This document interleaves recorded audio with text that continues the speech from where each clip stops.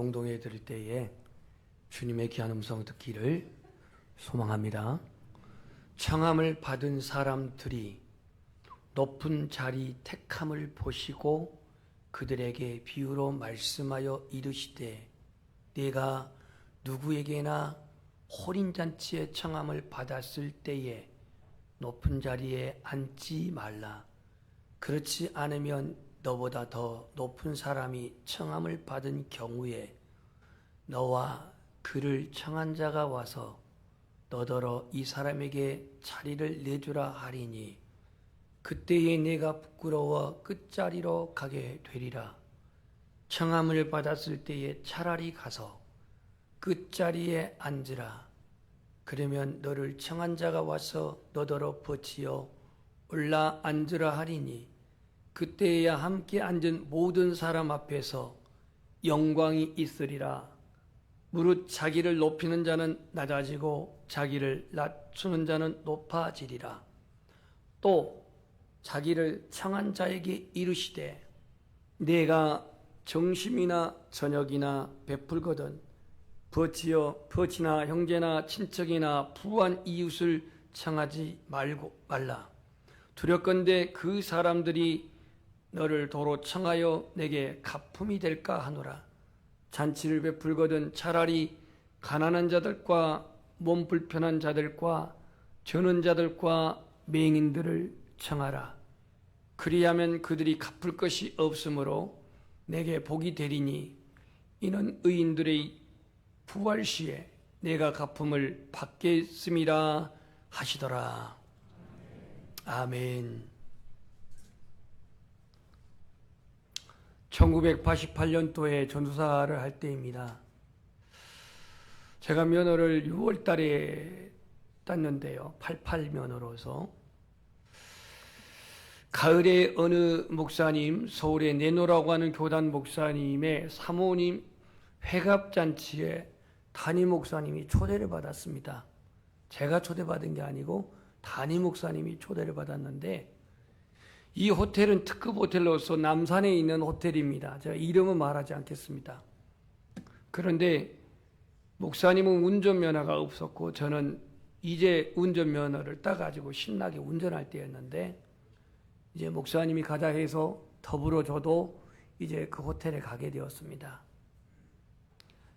교회에서 타는 차는 이제 구입한 지 4년 된 당시 기아에서 만든 베스타 승합차였는데 그 차를 타고 그 특급 호텔 이제 주차장에 로비에 이제 들어갔는데 갑자기 그 차량 관리하는 직원이 와가지고 헐레벌떡 뛰어오더니 이 차를 빨리 치우라는 겁니다.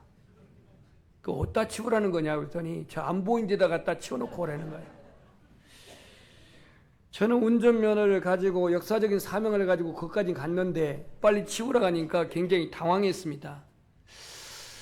지가 특급이면 특급이지 왜 이렇게 괄실하나 그래가지고 마음이 좀 편치가 않았습니다. 그래서 목사님은 내려서 들어가시고 저는 이제 안 보인 데다 치우라 해서 저 멀리 안 보인 코너에다 세워놓고 이제 터덕터덕 들어가는데 바로 그때 당시에는 저도 타보지도 보지도 못했던 벤츠 606대가 들어온 거예요. 관용차였는데 아마 외교관들을 모신 그런 관용차였던 것 같아요. 그래서 벤츠 606대가 들어오는데요. 그 차가 5m가 넘거든요. 근데 그 고급 시커먼 차가 들어오니까 우리 호텔의 스타일 구기지 말고 빨리 치우라는 얘기가 거기 있었습니다.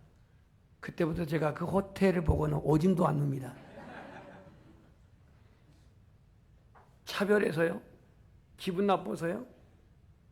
아니요. 제가 갈 수준이 아니었거든요. 그 특급 호텔에. 사람은 누구나 초대받는 것 기분 좋게 생각합니다. 자부심을 갖습니다. 누구에게 초대를 받느냐에 따라서 더욱더 거기에 대한 자기 위상도 또 존재감도 확인하면서 인정을 받고 있다고 하는 점에서 내심 흐뭇해합니다. 예수님이 지난주에 바리새인 지도자 집에 초대를 받았습니다. 그 초대를 받는 가운데서 주님은 지난주에 말씀을 하셨죠. 그 수종병든 자를 치료하시고 그를 회복시키셨습니다. 그리고 오늘 그 자리에 앉아 있는 바리새인의 여러 관계된 사람들, 특히 오늘 7절 보면은 높은 자리에 택함을 받은 사람들을 보시고 그들에게 비유로 말씀하셨다라고 기록하고 있어요. 이 자리는 예수님만 있는 게 아니라 초대받은 바리새인의 여러 사람들이 있었다라는 거예요. 오늘 이 본문은 두 단락으로 되어 있는데 7절부터 11절까지 그리고 12절부터 14절까지 이 두 단락으로 나눠져 있는 단락에 첫 번째는 청함을, 초대를 받은 사람들에게 주님은 말씀하고 있고, 그 다음에 12절부터는 초대를 한 주인에게 말씀하고 있습니다. 여러분들이 지금 초청을 받는 자 입장에서 주님은 나에게 오늘 무엇라고 말씀하신지를 이제 들어보겠습니다. 오늘 초대받은 사람들, 초청받은 사람들, 이 사람이 바리새인의 그 지도자의 집에 초대를 받았기 때문에 그래도 나름대로 사회에서 한가닥 한 사람들이 그 자리에 초대를 받은 거예요. 예수님은 그 장면을 지켜보시고 관찰하셨음을 본문에 이렇게 말하고 있습니다. 높은 자리에 택함을 보시고, 그래서 보시고. 그러면서 오늘 주님은 큰 잔치의 비유를 말씀하기에 앞서, 그러니까 다음 주에 말씀하겠지만 15절로부터 큰 잔치의 비유를 말씀하기에 앞서서 누구에게나 혼인잔치에 청함을 받을 때에 높은 자리에 앉지 말라, 이렇게 오늘 주님은 말씀합니다. 높은 자리에 앉지 말라. 그럼 어디 앉으라는 거예요? 낮은 자리에 앉으라는 얘기예요. 낮은 자리. 주님은 본문에서 이 말씀에서 전하고자 하는 핵심 키워드가 뭐냐면 겸손입니다. 겸손. 11절 결론에서도 나오지만 겸손이 이 말씀의 키워드예요. 주님은 그 유대인들의 잔치, 유대인의 풍습, 여기서 신앙의 원리와 인생의 지혜를 가르치고 있습니다. 오늘 본문에서 주님은 이 7절에서부터 11절까지 두 가지 말씀을 하고 있는데, 첫 번째는 어떤 말씀이냐? 높은 자리에 앉지 말라, 이겁니다. 높은 자리에 앉지 말라. 우리 한번 따라서 합시다. 높은 자리에 앉지 말라. 또 하나의 명령은 끝자리에 앉으라. 왜 끝자리에 앉으라고 했는지 이제 그 답을 본문에서 정리를 해보겠습니다. 높은 자리에 앉지 마라. Not sit down in the highest. 높은 자리에 앉지 말라. 끝자리에 sit down, no rest room. 낮은 자리에 앉으라. 이렇게 주님이 말씀하시는데 왜 높은 자리에 앉지 말라고 말하고 있을까? 유대인의 그 풍습에 보면은요, 초대받은 사람들이 이렇게 초대받았을 때에 좀 사회적으로 신분 있고 사회적으로 덕망 있는 사람들이 좀 늦게 온대요. 늦게. 그럼 늦게 올 때에 초대한 사람은 그 덕망 있는 사람을 위해서 높은 자리에 앉도록 그렇게 유도하겠죠. 그렇지 않겠습니까? 대통령이 이렇게 산부 요인이라든가 또 정부 요인들을 초대했을 때 오른쪽에 누가 서 있느냐, 왼쪽에 누가 서 있느냐, 이게 그 사람들의 당사자들의 서열이 되고 자기들의 어떠한 그 신분의 권력의 그 서열이 되는 것을 알 수 있듯이, 마찬가지로 이 주인의 초대에 가장 높은 사람은 오른쪽 자리에 앉는답니다. 오른쪽 자리에. 이 U자 형태로 이렇게 자리를 앉고 있는데, 그러면 U자의 이 가운데 부분은 조금 낮은 사람이겠고 왼쪽 오른쪽은 높은 자리가 됩니다. 주인에 가까우니까. 그런 시점에서 여러분 뒤에 앉아 계신 분들은 겸손해서 뒤에 앉아 있는지 모르겠지만 은혜 받기 위해서는 앞에 앉으십시오. 제가 교만하다고 안 할 테니까. 그래서 그렇게 자리에 앉아야 되는데 낮은 사람이 사회적으로 신분 낮은 사람이 높은 자리에 앉아 있다가 나중에 늦게 신분이 있는 덕망 있는 사람이 오게 되면은 그 자리 비껴줘야 돼. 여러분들이요, 기차를 탔는데 자기 자리 입석인데 빈자리 있어가지고 좌석에 앉아 있어요. 그래서 주인이 나타났어. 일어날 때 뻘쭘해 안 해요? 나만 그런가? 뻘쭘해요. 왜? 내 자리가 아닌데 앉아 있다가 주인 나타나면 뻘쭘하단 말이에요. 이게 좀 안 왔으면 좋았을 텐데 순천까지. 근데 이게 꼭 한 30분쯤 타고 오다 보면 꼭 주인이 나타난단 말이에요. 저 같은 경우에는 영원히 안 나타나가지고 지금까지 몇 번 탄 적이 있지만 입석 가지고 그런데요, 이게 뻘쭘하단 말이에요. 이게 똑같은 원리입니다. 지금 높은 자리에 이 주인이 있는데 사회에 덕망 없는 사람이 거기 앉아 있다가 나중에 오게 되면 거기서 자리 물려놔야 돼요. 쫓겨나야 돼요. 그래서 부끄러워서 끝자리로 가게 되리라라고 구절에 말하고 있어요. 사람들은요, 자신이 어떤 높은 자리에 또 초대하는 당사자의 오른쪽에 그렇게 앉아 있는 것으로 인해 가지고 자기의 위상을 높이려고 하고 자신의 신분을 드러내려고 하는 그러한 심리가 있습니다. 근데 예수님은 아예 높은 자리에 앉지 말라라고 말합니다. 왜? 너보다 더 높은 사람이 올 때에 그 자리는 비껴줘야 하기 때문에 차라리 처음부터 말석에 가서 끝자리에 가서 앉으라라고 말합니다. 10절 말씀 보세요. 청음을 받았을 때 차라리 가서 끝자리에 앉으라. 그러면 너를 청한 자가 와서 너더러 보시오 올라오라 앉으라. 더 나은 자리로 인도할 것이다 라고 이렇게 말하고 있습니다. 이 말씀의 결론은요 11절입니다. 우리 11절 말씀 다 펴고 있으니까 읽어봅시다. 시작.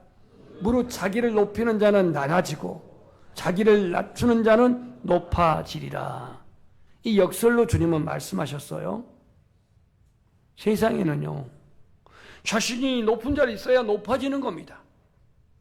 사람들이 알아주는 자리에 앉아 있어야 높아집니다. 인정받는 자리에 앉아야 인정받고 사람들 앞에 자신의 신분을 드러낼 수가 있습니다. 그 누구나 다 본능적으로 높은 자리에 앉고자 하는 속성이 있습니다. 대접받는 자리, 인정받는 자리, 자기의 명예를 세울 수 있는 자리를 추구하는 속성이 있다 이 말이에요. 근데 예수님은 오늘 자기를 낮추는 자가 높아진다고 말합니다. 사도 바울은 내가 약할 때 강함 되시는 주님을 고백하고 있는데요.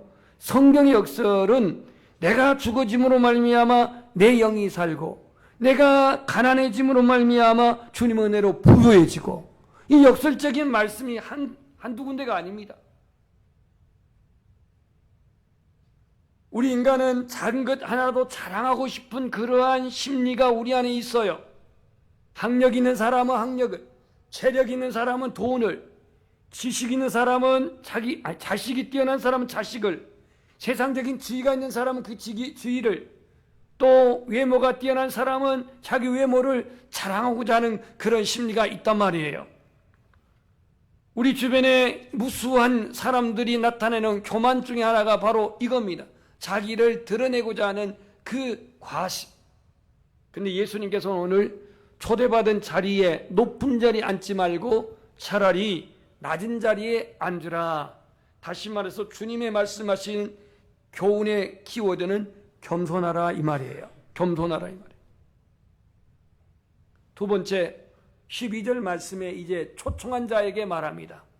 또 자기를 청한 자에게 이르시되 그랬습니다. 자기를 청한 자에게 이르시되, 여기서도 오늘 두 가지의 단어가 나오는데 12절에 청한 자들, 청하지 말라라고 하는 12절 말씀과 청하라고 하는 13절 말씀이 있습니다. 그럼 누구를 청하지 말며 누구를 초대하라는 말이냐 이건데, 어떤 사람이 청하지 말아야 할 대상이며 어떤 사람이 청해야 할 대상이냐 이건데요. 오늘 본문에 보면은 벗이나 형제나 친척이나 부한 이웃을 청하지 말라 그랬습니다. 자, 이 말씀이 무슨 의도인지 한번 여러분 생각해 보십시오. 벗은 친해요 안 친해요? 형제는요? 친척은요? 근데 그 다음에 부한 이웃, 내게 조금 유익하고 내게 좀 덕이 되고 내게 좀 이익이 될 만한 이 사람들을 우리가 청하는 데 있어서는 자연스러워요? 부자연스러워요? 너무 부자 말고 좀 있는 사람들, 내게 좀 도움이 되는 사람들, 저 사람 청함으로 해서 내 이름이 조금 돋보이는 이런 사람들 청하기는 조금 더 기대를 가지고 청하잖아요. 그런데 반대로 내가 청하기에 부담스러운 사람들 보세요. 13절에 가난한 사람들, 몸 불편한 사람들, 저는 사람들, 맹인들, 소위 말한 장애자들, 이런 사회적인 그 소외계층들을 청하는데 여러분 자연스러워요? 대답 못하죠. 불편합니다. 왜냐하면요, 기왕에 내가 지금 딸 결혼식을 하는데, 아들 결혼식을 하는데 청함을 받는 사람들이 뭐 지팡이나 짚고 막 그냥 거린들이라든가 옷도 막 그냥 누더기 입고 세수를 막 한 달에 했는지 안 했는지, 목욕을 1년에 했는지 안 했는지, 이런 사람들 와가지고 가서 밥 얻어 먹겠다고 와가지고 결혼식 참석하면 얼마나 불편하겠어요. 그런데 뭐 시장, 뭐 국회의원, 뭐 내노라 이런 사람들이 와가지고 뭐 하한도 하나씩 해놓고, 그리고 또 막 축의금도 만 돈 100만 원씩 내고 이러면 좀 기대감도 있지 않겠습니까? 근데 오늘 예수님은 청하지 말라고 하는 사람들, 벗이나 형제나 친척이나 부한 이웃을 청하지 말래요. 왜? 그 사람들이 너를 도로 청하여 내게 가품이 될까 하노라 그랬어요. 예수님께서는 지금 초청의 대상을 제한을 두고 부한 자들, 친척, 형제, 벗, 대상을 줄이고 대상을 성별하고 대상을 구별하는 의미가 이 본문의 핵심이 아닙니다. 그러면은 여러분, 집안에는 어떤 사람은 사회적인 덕망이 있고 어떤 사람은 사회적인 신분도 있는데 이 사람들 배제하란 말입니까? 대상을 여기서 구분하고 대상을 여기서 차단하라는 얘기가 아니에요. 오늘 저녁에 여러분들이 그럴 일은 없겠지만 저녁 식탁에 여러분 누구를 초대한다면 누구를 초대하겠습니까? 저요? 저 빼고 누구를 초대하겠냐고.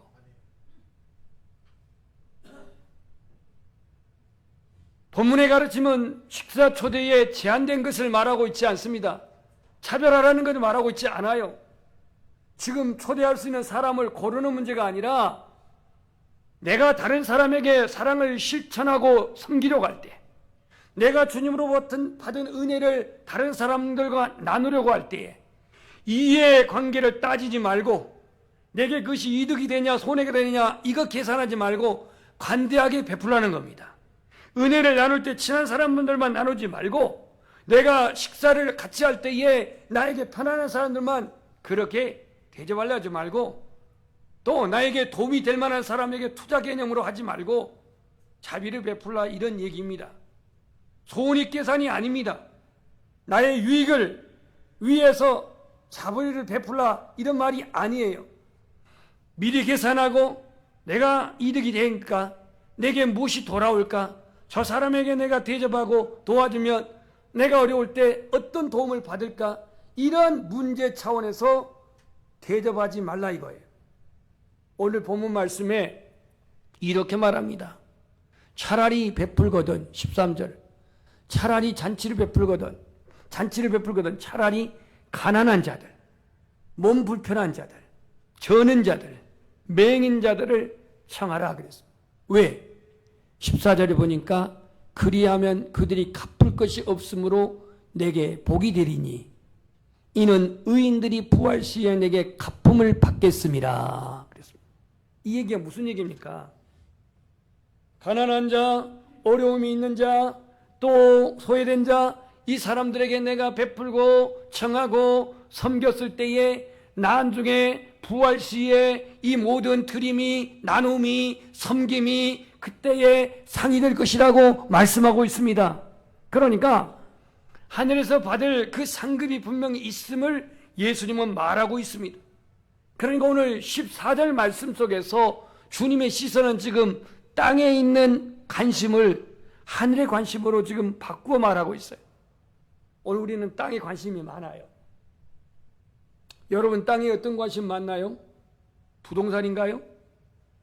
부동산도 땅에 관심이도 하겠지만 오늘 우리 안에 관심은요, 땅에 있는 거예요. 세상적으로 내가 더 출세하고, 세상적으로 더 부유하고, 세상적으로 내가 더 이름 있고, 세상적으로 내가 더 대접받고, 세상적으로 내가 더욱더 위상을 높이는, 여기에 관심이 있다 이거예요. 근데 오늘 예수님의 관심은 그 관심의 초점을 위에다 두고 의인들의 부활이라고 하는 이 말씀을 오늘 주님께서 하심으로 인해서 우리의 시선을 하늘에 지금 두고 말씀을 하는 겁니다. 그러니까 오늘 첫 번째 본문 말씀, 청함을 받는 사람들에게는 낮은 자리에 앉으라고 하는 겸손의 질을 말씀하고 있고, 초청하는 초대자에게서는 오늘 부유한 자, 내게 이익이 되는 자, 내게 손해 안 끼치고 친밀한 자, 이런 사람들이 청함의 대상이 아니라 차라리 가난하고 소외되고 헐벗고 돌보지 않는 이 사람들을 있는 그대로 초대하고 있는 그대로 사랑하고 있는 그대로 자비를 베풀라. 이게 주님의 말씀이에요. 자, 오늘 우리는 이 하나님의 말씀을 적용하는 데 있어서 참으로 불편한 것이 있습니다. 왜냐하면 세상에서는요, 내가 겸손하다 보면은 주님은 나를 인정하지만 세상에서 겸손하게 생각할 때 그 인격도 인정하는 이들도 있지만 그냥 만만치 않게 보는 경우가 있어요. 만만치 않게. 자비를 베푸는 데 있어서 내가 어떤 대가라든가 내가 어떤 돌아올 것을 기대하고 계산하는 상황 속에서 자비를 베풀 때가 있단 말이에요. 근데 오늘 본문에서 주님께서 하신 말씀에 시제를 우리가 한번 봅시다. 겸손한 자, 자기를 낮추는 자에게 높아지리라 말씀했고, 그리고 그 맹인들이나 저는 자들이나 가난한 자들에게 베풀 때에 가품이 있으리라고 주님은 말씀했습니다. 이 말이 전부 다 수동적으로 기록돼요. 수동태로 기록되어 있어요. 무슨 얘기냐면 누군가에 의해서 높아지게 되고 누군가에 의해서 갚아지게 된다 이거예요. 누군가에 의해서 높아지게 되고 누군가에 의해서 갚아지게 되겠다는 이 누군가가 본문에서 누구예요? 굉장히 어렵죠. 예수 그리스도입니다. 너 스스로 높아져서 높아지는 게 아니라 네가 낮아지면 예수님 높여주겠대. 네가 가난한 자에게 베풀면 예수님께서 의인의 부활 시에 갚아주겠대. 이렇게 말씀하고 있어요. 근데 오늘 우리의 현실은 어떠해요? 주님이 갚아주는 문제는 나중 문제야. 주님이 보상하는 문제는 나중 문제야. 현실적으로 내가 A라는 사람을 만나서 대접했을 때에, 베풀었을 때에 내가 이득이 뭐냐? 얼마나 내게 유익하냐? 이것을 오늘 우리가 먼저 생각하고 계산하지 않나요? 오늘 예수님께서는 낮아지는 자를 높아지게 하겠고 베푸는 자에게 하나님이 갚아주겠다고 하는 이 신앙의 원리를 가르치고 있어요. 교만한 자를 낮추시고 겸손한 자를 높이시며 사람이 무엇을 심든지 심는 대로 거두게 하신 주님이 오늘 갚아주신다고 말씀합니다.